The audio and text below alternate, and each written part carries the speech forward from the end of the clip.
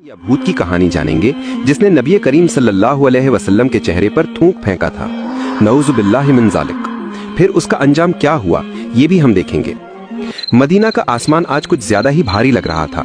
आधी अंधेरी सुबह के वक्त जब पूरा मदीना सो रहा था तभी नबी करीम सल्लल्लाहु अलैहि वसल्लम की नींद खुल गई। वे कभी भी अपने रब अल्लाह रब्बुल आलमीन के बुलावे पर लापरवाही नहीं करते थे।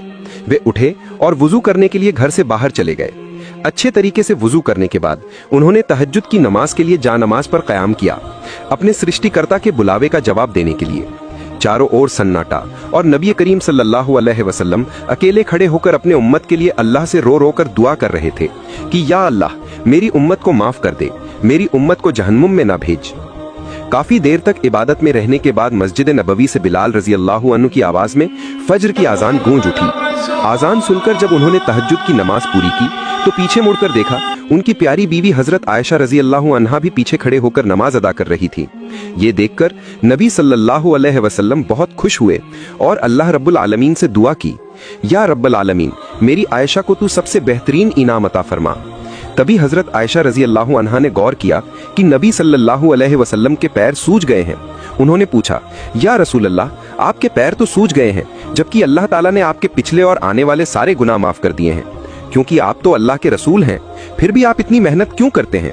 नबी करीम सल्लल्लाहु अलैहि वसल्लम मुस्कुराए और बोले, ए आयशा क्या मैं अल्लाह का शुक्रगुजार बंदा न बनूं? उसने सारे जहान को पैदा किया और मुझे भी पैदा किया, क्या मैं उसका शुक्र अदा न करूं? फिर नबी सल्लल्लाहु अलैहि वसल्लम ने कहा, ए आयशा फजर की अजान हुए ज्यादा देर नहीं हुई, तुम ऐसा करो अबू जहम ने मुझे जो चादर तोहफे में दी थी वो चादर मुझे ला दो, मस्जिद में लोग मेरा इंतजार कर रहे हैं। वो चादर अबू जहम शाम सीरिया से लाए थे, बहुत खूबसूरत थी, उसमें नक्काशी की हुई थी। कई रिवायतों में आता है कि वो चादर लाल रंग की थी। नबी करीम सल्लल्लाहु अलैहि वसल्लम जब चलते तो कभी अपनी निगाहें ऊंची नहीं रखते थे। वे हमेशा नजरें झुकाकर मध्यम तरीके से चलते ताकि किसी से टकराए नहीं और जमीन पर कुछ हो तो ठोकर खाकर गिर न जाएं। फिर नबी मस्जिद नबवी पहुंचे और फज्र नमाज की इमामत करने के बाद रसूलुल्लाह सल्लल्लाहु अलैहि वसल्लम ने हमेशा की तरह एक लंबी सूरा की तिलावत की। उनकी आवाज में एक दिल को छू लेने वाली मिठास और सुकून था।